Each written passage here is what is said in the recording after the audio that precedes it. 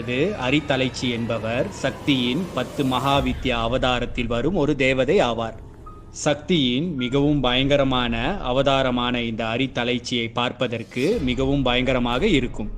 தன் தலையை தானே வெட்டி கையிலேந்தி மறு கையில் நீண்ட கத்தியை பிடித்தபடி இவர் கோரமான வடிவம் கொண்டிருக்கிறார்.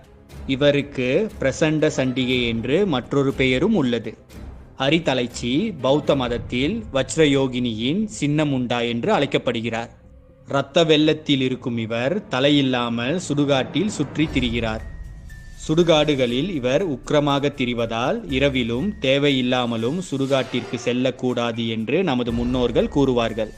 அரித்தலைச்சியின் ஆயுதம் கூன்வாள் என்று அழைக்கப்படும் நீண்ட கத்தியாகும். இவரின் துணை சிவனின் வடிவமான கபந்தன் என்ற சின்ன மஸ்தகன் ஆவார். செம்பருத்தி பூ போன்று சிவந்த நிறத்தவள் என்று இவர் வர்ணிக்கப்படுகிறார். இவர் 14